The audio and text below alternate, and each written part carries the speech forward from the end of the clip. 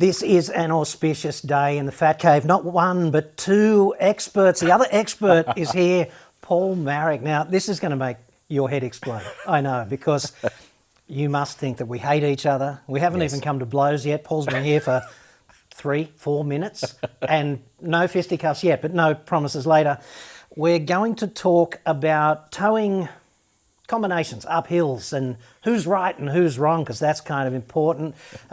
We have been engaged in a period of altercation online about this stuff, and let's thrash it out. Exactly. And look, I guess firstly, g'day, I'm Paul. I know how much I love that wave. I could love if that. If only I'd known that. If I'd known that the homoerotic wave was the fast track to another 100,000 subscribers, I would have been waving like a 15-year-old. No, you're learning something every day, so that's right. Okay, so what we're going to do is a collaboration. Yes. Okay, so we're two simultaneous videos. Yep. And one of them is going to be on this. The other one over on Car Expert is going to be on the upcoming avalanche of 3 plug-in hybrid EV utes. So if you're watching this video, you should certainly go over there and watch that video. And hopefully there'll be some blood on the floor at the end of one or both of them, but no promises there. Well, look, there's a lot of equipment here, so we can do what we can. Yes. Okay, you ready? Yeah. So I'm going to keep this very painless. I texted you, I'll go back a step. I was sitting on the toilet. I saw your video come up. Someone messaged me and I'm like, all right, I'll have a look at this. And genuinely, by the end of it, I had numb legs because it was like a 59-minute video. So I was watching and I'm like, okay, he's raised some valid points there. And I went away from that and thought, I'm just going to double check some of this stuff and apply my own lens to it. And for everyone's background, both John and I have engineering degrees, and we've used them quite thoroughly throughout our careers to the point where we are here today not doing any engineering stuff, not paid to do any He's trying to say stuff. we were both so good at it that we became motoring journalists. Yep. Okay, so pretty much. But we bled from the ears, solved the equations, hate Laplace. Yes, oh, absolutely, yep. And that's the thing. All of this stuff is actually pretty simple physics, right? So I'm hoping that people that are watching this won't die of boredom. And if you do have insomnia, just keep watching because this will fix you up. Okay, so I think we should start with what we agree on. Yes. We agree that your test on the track, on the flat with the dynamometer is freaking severe. Yes, it is an edge case. And I think I mentioned like 5 times that it's an edge case. You did? It's highly unlikely you'll ever get to this because most of the time people are going to have a charged battery on their plug-in hybrid, or in this case a Shark, and most of the time it's going to be fine. When we did our hill test earlier in the video, it worked perfectly fine and I was quite happy with it.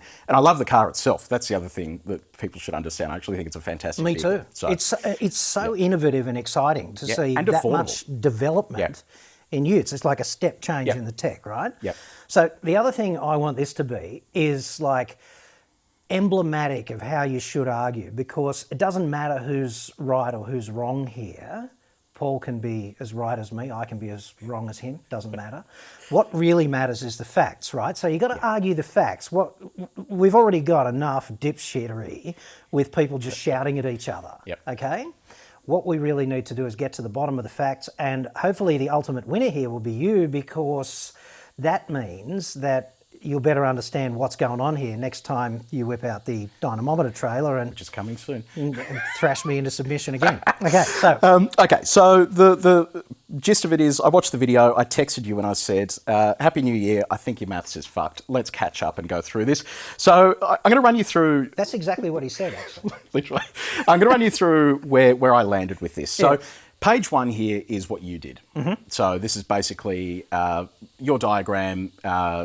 You've put all the loads in. This is all sort of pretty straightforward. And you came to the conclusion that when the Shark is towing that trailer dyne at 3 kilonewtons, it is the equivalent of driving up a 6 degree hill or an 11% grade.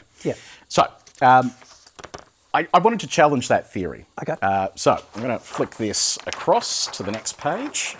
That was elegant. So this is my drawing of the situation. And what I've done here is basically what you've done, but I've split it into 2 parts, and that is the dyne and the Shark. And what we know is that the dyne has a sum of forces that act basically, that it's imparting on the vehicle. And the Shark also has a sum of forces that it's imparting on itself when it's trying to drive. The opposing force is the traction force, which is the engine. Sure. So basically, in this type of equation, these two have to equal that because it has to be net zero, right?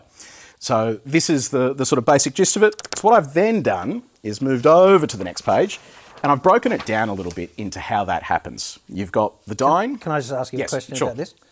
You never put the dynamometer on a hill. Yep. Okay.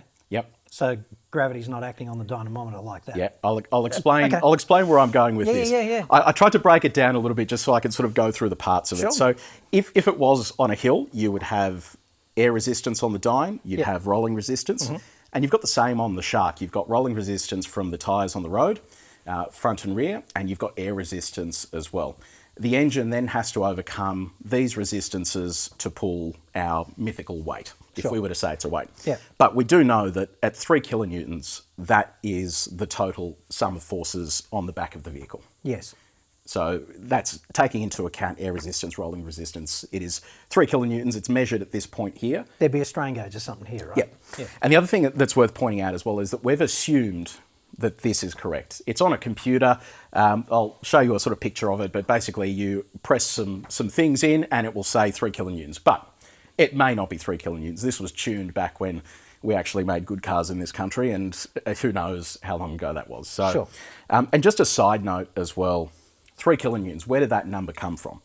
So that number came from basically an average of the load that's put on a test vehicle for a place called Town Pass, which is it straddles California and Nevada.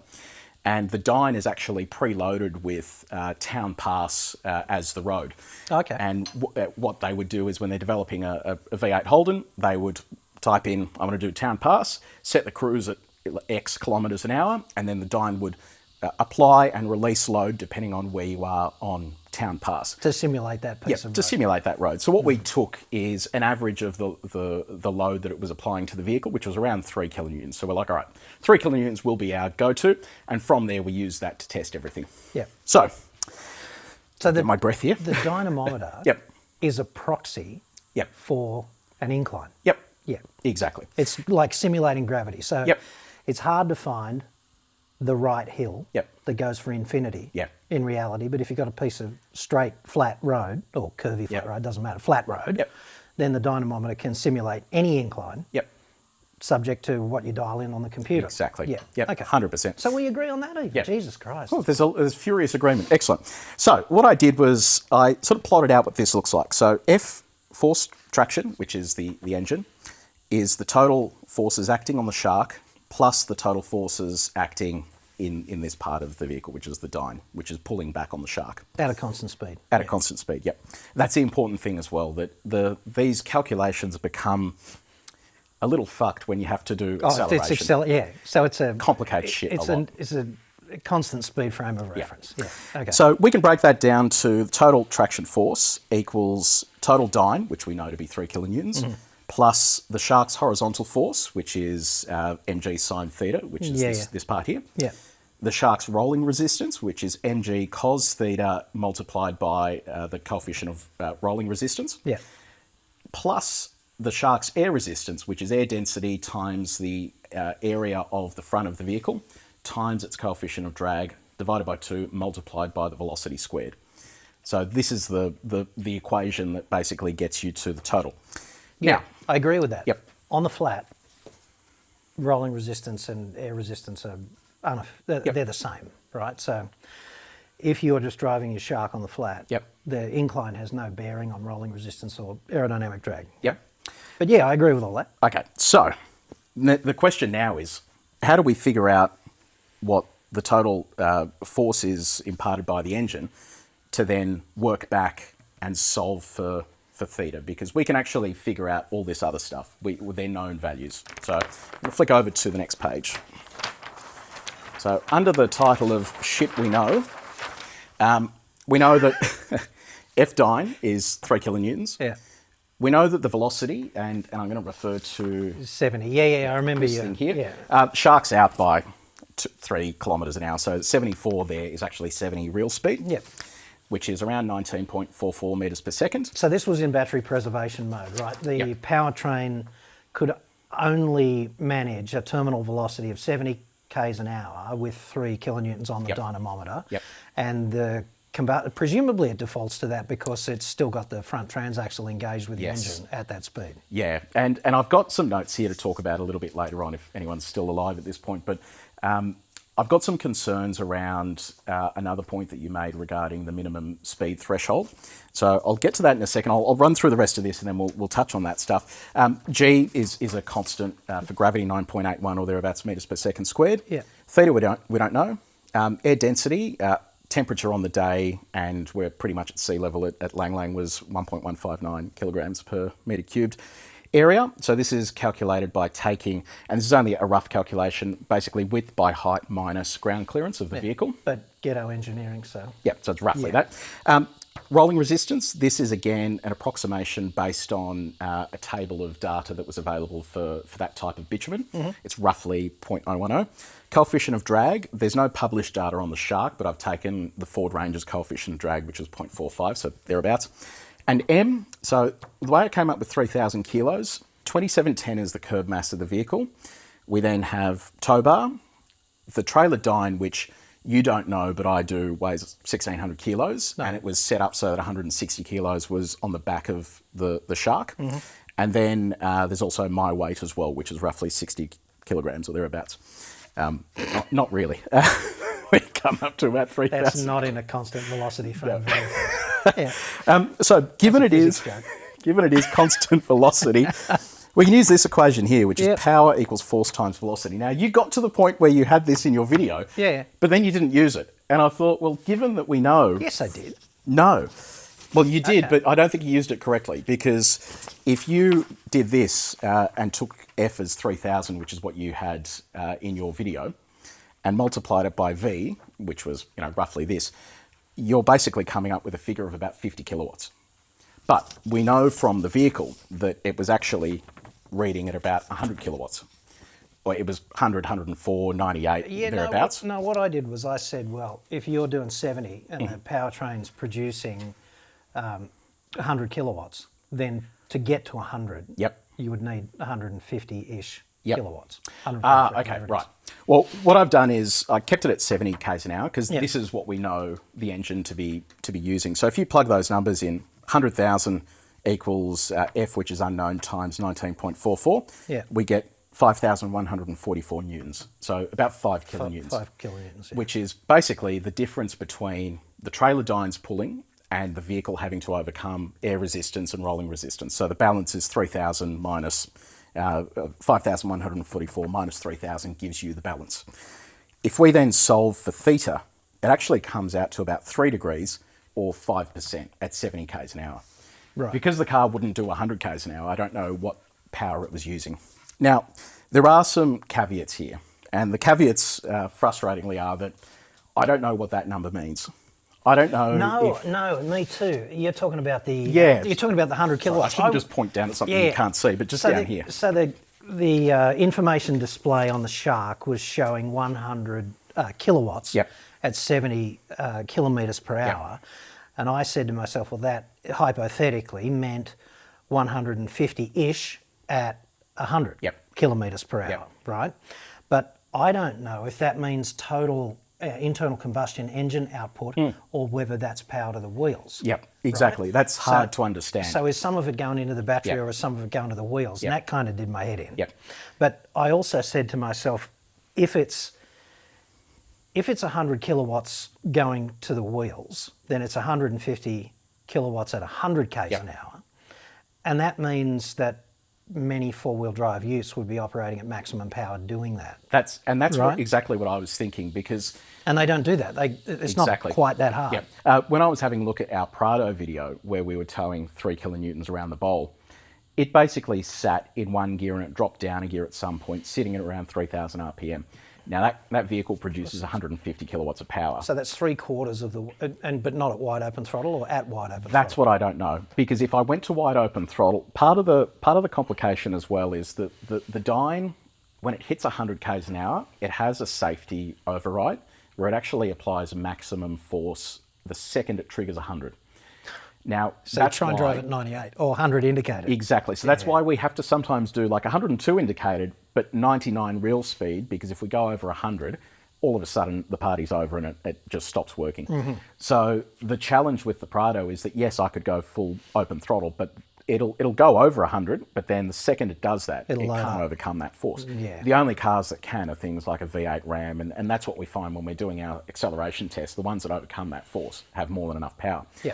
So in my mind, the hill itself is actually 3 degrees or 5.2% in terms of the grade. So you've changed your view on that, because in your follow-up video you were saying whatever it was, 6.8 degrees or something. Yeah, that's the thing. I actually sat down and spent so I actually nudged you on the crapper. That's it. I was straining and I'm like, to go back to the career you left behind. That's perfect. Yes. So look, like I said, I'm not an expert. I have just taken ghetto physics. Yeah. My concern with all of this, let's just pretend that this is right. It might not be, and if you're watching this... Well, let's try and make it relevant to the punter who's thinking about dropping the big bucks on a vehicle like that, because that's really ultimately what matters. Okay? Yeah, so look, in terms of relevance, you mentioned that the penalty is that you're only going to be able to do 70 k's an hour if you find yourself in this edge case. My view on that is if the grade actually becomes steeper while you're doing 70 k's an hour, because in this video I was actually flat to the board. So I had overridden cruise control and it just wouldn't move. Yeah, like you were obviously... Just on it. That's maximum powertrain performance in that condition of having a depleted battery. And a lot of people are going to go, well, hold on, doesn't it make 135 kilowatts? Isn't that the peak power? Well, my theory on that is that because it is effectively a direct drive system, you can't say to it, no, you need to do 5,000 RPM. Yeah, there's no multi-ratio gearbox. So if you're stuck at 4,000 RPM and you need 6,000 for maximum power, you're only going to have, best case scenario with a flat torque curve, you're only going to have 2/3 of maximum power. Yeah, you're not going to be able to get there. So my concern with that was if it was to drop below 70, you're going to get to the point where that engine is going to stall. At some point. I don't know what the point is, but... No, I disagree, because what it'll do is it'll just drop out of the transaxle and generate for the battery. Yes, and then the battery will drive the vehicle. And the question about how much power you can extract from the electric side of the powertrain is then going to be how much reserve is in the battery if it's depleted to 25%. And how much sustained charging can you do with the internal combustion engine. And if that's 60 kilowatts, then ultimately you can only get 60 kilowatts out of it, which is going to be if you run that experiment for as long as And I would actually like to do that again, to actually bring it back down to 13% and go, okay, we're doing 74, everything's sort of at its limits. Let's bump the dyne up to 5 kilonewtons and see what it does. Force it into a situation where we're increasing the size of the gradient, right? So I'd be curious to see what happens there. And my other counter to that, just being the penalty of doing 70 k's an hour, is that, well, it's the penalty if you buy the Shark. If you buy any other ute on the market, it will just accelerate and you'll be able to continue your set speed of 100 k's an hour, which is what the Prado was able to do, right? Yeah, subject to the road. Yeah, subject to the road, but in like same conditions. Yeah, but in practice, inclined roads tend to be as windy as, and they also tend to be speed limited to 70, 80, 60. Which is all true. That's all fine, and it's like that's okay. So in practice, in practice, this isn't much of a limitation. But if you were going to buy, if you wanted an ultimate tow vehicle, this ain't that. No, exactly. Which again is perfectly fine. Had we have had more battery, it would have probably just continued to the top of this temporary challenging hill for some time. You would have gone on with life. It would have generated more power, and things would have been fine. No, I think, and one of the things I didn't say, which I should, and people assume that we are mortal enemies, but we're not. One of the things I should have said is that your test highlighted some really interesting behavioural characteristics that would not otherwise have come to light. And that's kind of valuable because there's going to be an influx. There's going to be an influx of these things, and video on his channel about that with link wherever up there somewhere. And so what really is going to matter here is, I think, one of the next steps, obviously, is go out in the field and do it, right? 100%. That's going to be the critical thing, because my theory on it being an edge case was what I said. It's like you're going camping, you've drained the battery, and you're at 25%, and then all of a sudden you're not. And the other thing I thought I'd mention as well is you talked about how long it took us to drain the battery. You had the thing on the screen. You looked rightfully at the clock there. What you didn't know though is that when we went from the hill road, went through their workshop, took the big trailer off, put the trailer dyno on, went straight to the bowl. It's getting late in the day. Normally we're out of there by about 3:30. Yeah. So we're pushed for time. So we hook up the cameras. Cameras are starting to get hot at this point. Of course. Got everything hooked up, ready to roll. And then we take off, do our acceleration run. I go to hit cruise and it goes private mode active. I'm like, okay, I don't know what that means, but just put cruise control on. And it would not put cruise control on. So we basically had to stop the vehicle. I'm furiously Googling what the fuck is private mode. And This is, if you want to become a motoring journalist and actually test vehicles in the field, this is the glamour versus the reality. So by this point, the cameras had started dying. It was becoming highly stressful. What we determined was, and we've since actually got an email from a reader who bought a Shark and went to tow with it and went to press cruise control and it told him to get fucked. So for some reason, they don't allow you to run cruise control when a trailer's connected. And the only way it knows a trailer is connected is through the port at the back. Wouldn't it be nice if, you know, there wasn't this English second language bizzo and it just said on the screen, cruise control, not possible. Yeah, that's it. Trailer for this connected. reason. Yeah. You'd go, oh, okay. Yeah, okay, I'm going to get on with life. Private, what did it say? Private mode. I'm going to see if we have vision of it, but it was just a weird message. So we fucked around with that for a while, and I got to the point where I'm like, okay, well, the trailer dyno doesn't have brakes on it anyway because it's designed to operate through that strain gauge. Because it is a big fat brake. So I'm just going to disconnect the trailer and then we're going to resume our test. Yeah. And that's where we got to this point. So that time period wasn't actually constant driving. It was getting to fuck around with that stuff and then taking off again. When we arrived at the bowl, we had around 60% battery. We went from hill road to bowl. It lost maybe 5 to 10% battery between towing the trailer back, bringing the other trailer over. Yeah. So it didn't actually take, it was around 2 laps for it to get to the point where it got to 13%, and a lap of the bowl was 5 kilometres. So it was under 2 laps, where at the point where it was at 13%. So it's an unrealistic situation that you're going to find yourself in. Well, you could be on the bottom, you could be camped at the bottom of a hill, Yep. and you could power a rock concert with your Shark, and it'll go into self-preservation. Weird shit. Yeah. Bon Jovi. You know, and then you might need to carry out your amplifier and all that in a trailer the next morning with 25% battery up the Widowmaker. Immediately a hill, right? Yeah. So there are these sort of edge cases. But you're still going to be able to limp up there. Yeah, right? exactly. That's the thing. No matter what happens, you'll be able to get there. If it's 100 kilowatts at 70 k's an hour, Yep.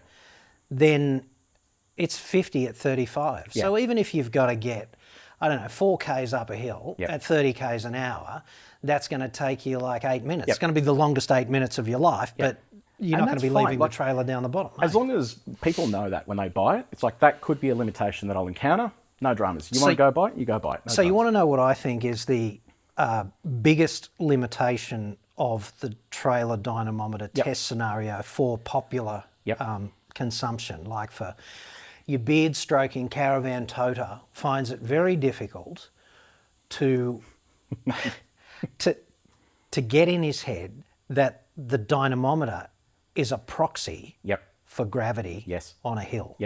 Right? So it's not the same thing as a trailer. Exactly. Right? Yep. And my hypothesis on that is that when you're driving along the flat at 100 k's an hour in your Shark or your Hilux or your Prado, whatever it is, you're stroking your beard, you've got a whole lot of Rosie next to you, you got, you know, your acoustically transparent aluminium chitoir behind and all of that stuff, living the dream in the gaffer.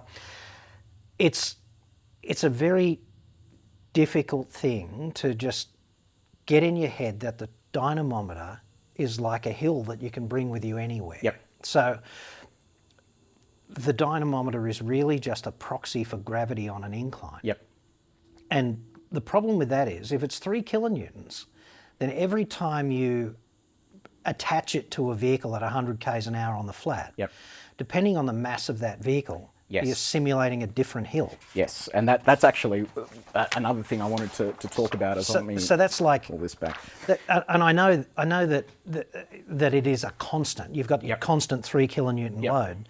The only problem with that is for every vehicle you test, that's going to be a different hill. Yes, and that's exactly right. So that was actually the other thing I wanted to mention as well, that if you go back to this equation... So I think we're both suffering flesh wounds at this point. Yeah, if you go back to the equation, the variables then are mass. Yeah. They're going to be also these two as well, because coefficient of drag and the frontal area is going to vary with each car.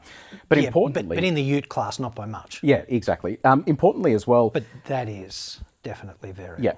The important thing as well is that that's also going to affect this equation here and how well the vehicle can actually perform. So I totally accept that argument, because the numbers are literally there. All you need to do is plug in those numbers and see that there's a different outcome, right? This is like high school significant. This is like high school physics too, not like proper physics, like bare knuckle physics. But this doesn't have any accommodation for aerodynamic drag. Yep. Right. Yep, so exactly. So you just have to fudge that. You have to say, well, my experience of aerodynamic drag, I've only spoken to a few aerodynamicists, but one was an F1 brainiac, so I believed him. Yeah.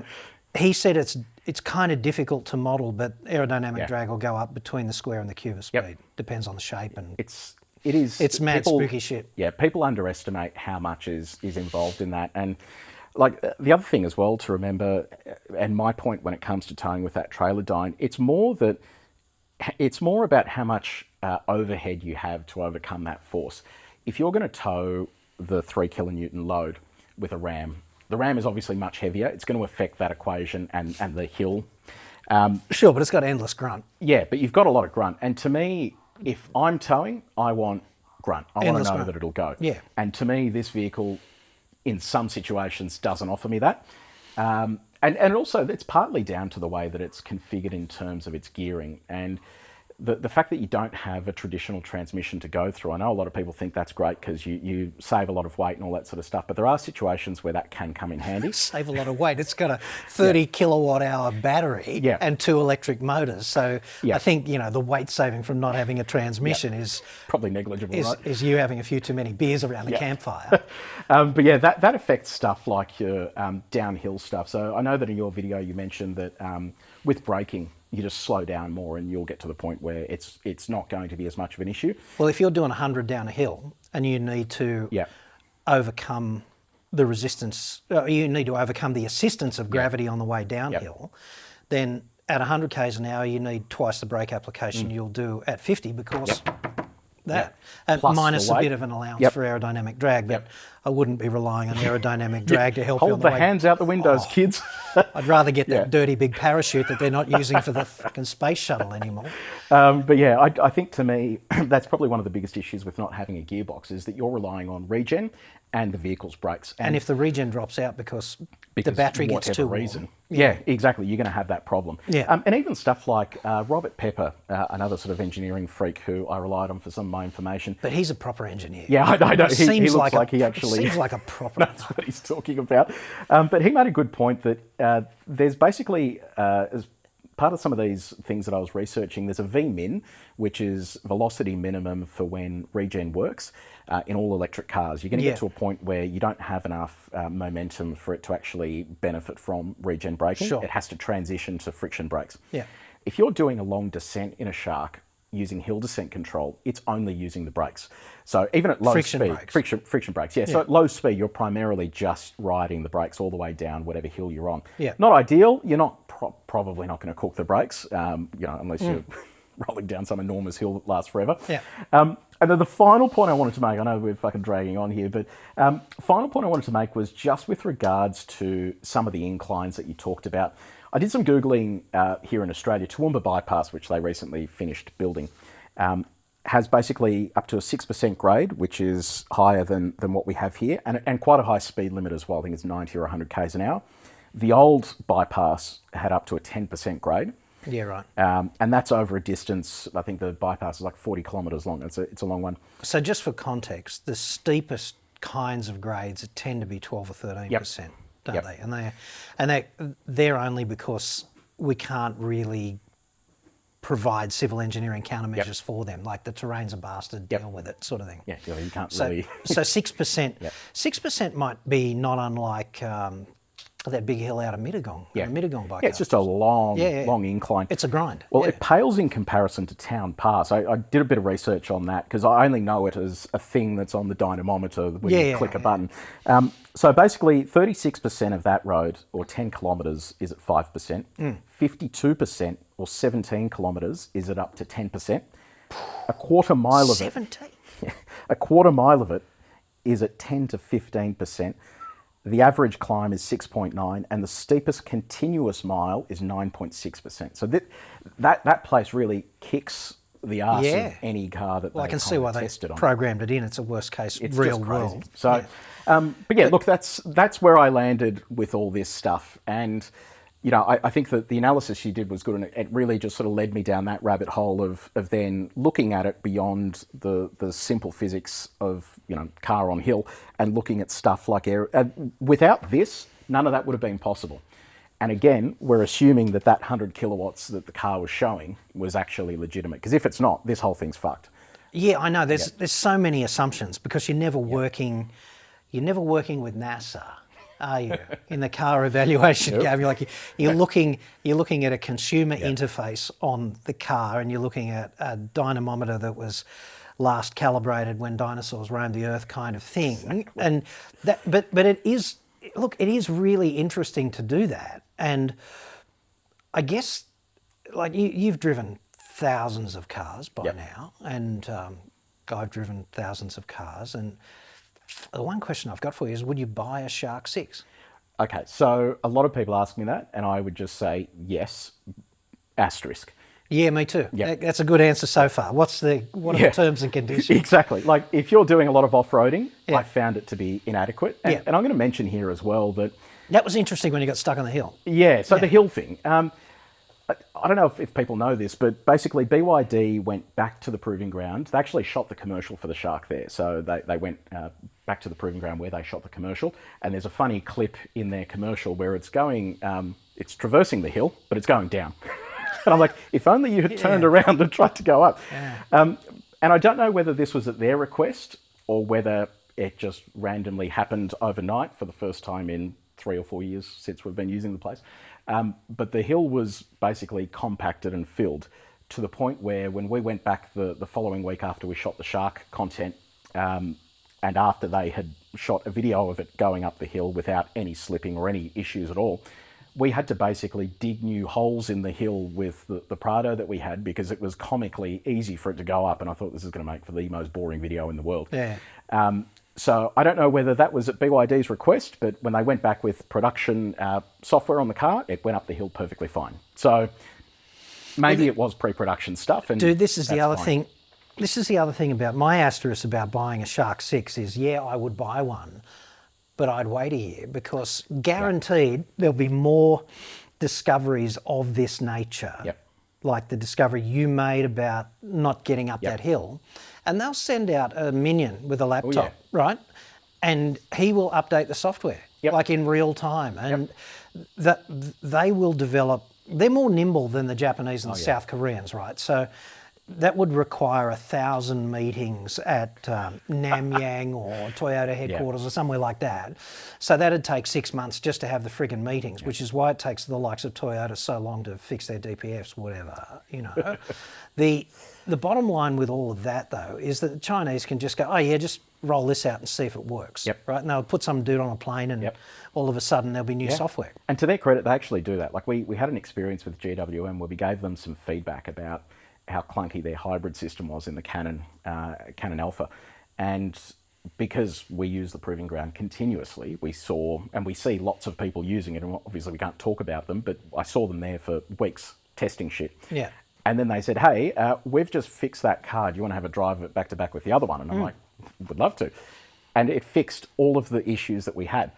And you will not get Audi doing that. They will never, they'll never go, fuck, Paul was right. They spend the first 3 months denying it and blaming you for using the car wrong. you know? Yeah. Yeah. So full hat off to the Chinese. They actually listen, and I'm confident with the Shark that they will fix all of those problems. My understanding as well is that they're looking at a 2-litre version for a higher towing capacity, Yes. which should fix a lot of the issues with regards to the low power output. But I would love to see them fit rear diff lock just to help it with stuff. Because that can't hurt, right? Like, what four-wheel drive didn't get made substantially better by virtue of fitting a rear diff lock? 100%. It's a simple And how much thing. would it cost? Like, in the context of building the bloody thing. Exactly. Nothing. So, so I would love to see that. And the price you can't beat before the government completely fucks this. The plug-in hybrid thing on the on April Fool's Day, appropriately enough. There is another video in that alone because they are such... You just wonder. Yeah, sometimes. they are such. They are such.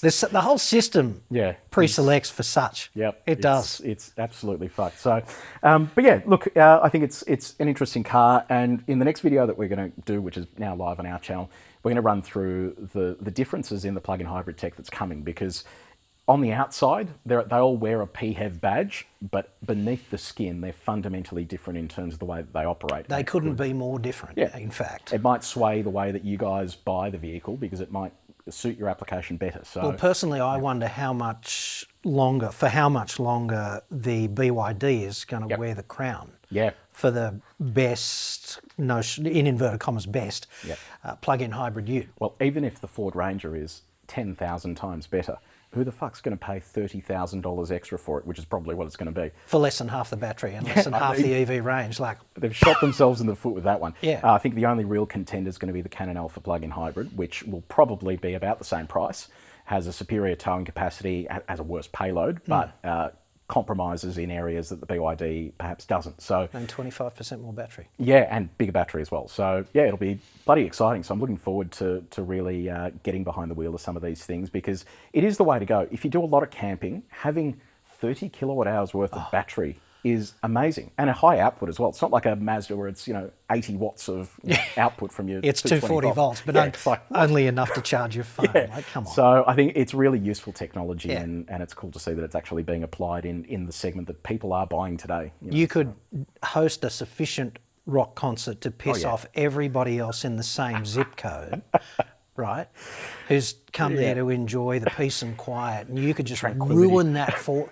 I'd almost hook up a caravan and take it somewhere and camp in it just to do that. But okay, so what we'll do is we'll mop up the blood here briefly and tourniquets and all of that rubbish, and then we'll go over to Car Expert and see if we can't bleed even more profusely over the range of plug-in hybrid utes that are about to descend on Australia.